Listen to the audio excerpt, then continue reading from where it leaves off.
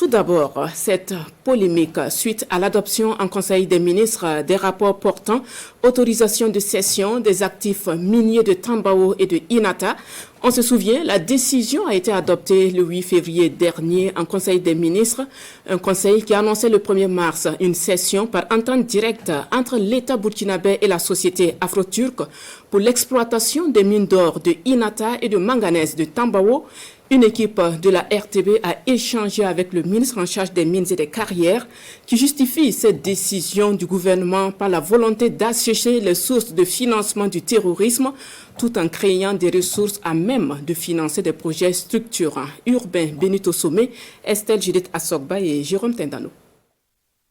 L'annonce de la cession par entente directe à la société afro-turque pour l'exploitation des mines d'or d'Inata et de manganèse de Tambao a suscité bien des commentaires sur les réseaux sociaux et autres espaces publics. Le ministre en charge des mines tient ici à rassurer les Burkinabés. Cette proposition du Conseil des ministres du 1er mars dernier prend bien en compte les appréhensions objectives des fils de la nation et surtout respecte la législation en vigueur. Simon-Pierre Boussim évoque entre autres l'alinéa 2 de l'article 14 du Code minier ainsi que l'article 1er du décret portant gestion des titres miniers. Les titres miniers tombent dans l'actif de l'État lorsqu'il est soit abandonné, soit retiré. Et quand vous remontez avec donc ces deux actifs dont nous parlons aujourd'hui, les titres miniers, donc c'est-à-dire le permis de Inata et le permis de Tambao ont été retirés et sont tombés dans les actifs de l'État et l'État est en droit de disposer. Mieux, plusieurs raisons confortent le gouvernement dans ce choix qu'il juge stratégique.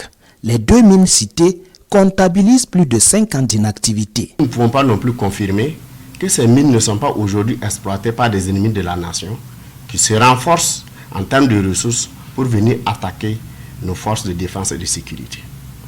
Troisièmement, le gouvernement, en cédant les actifs de ces deux mines à des repreneurs qui disposent d'une certaine capacité, bénéficie de l'assurance que ces mines vont reprendre du service.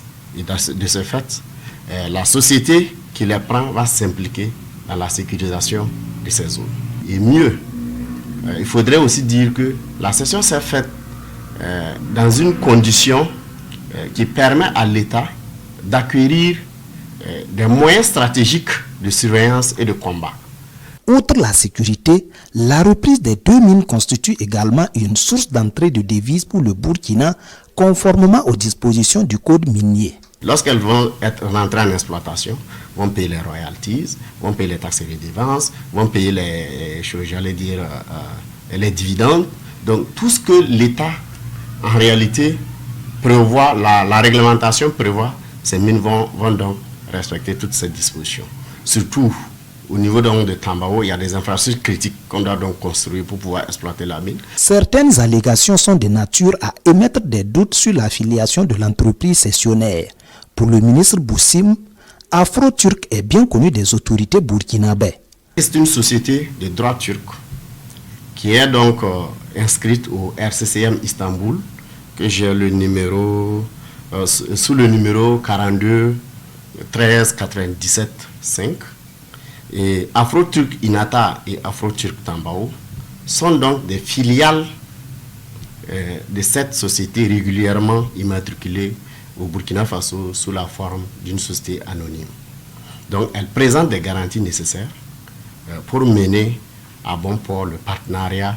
Au demeurant, il faudrait dire donc que les capacités techniques et financières sont des éléments qui font aussi l'objet du processus d'octroi du titre minier. Donc la Commission nationale des mines va statuer sur ces questions et donc va aviser.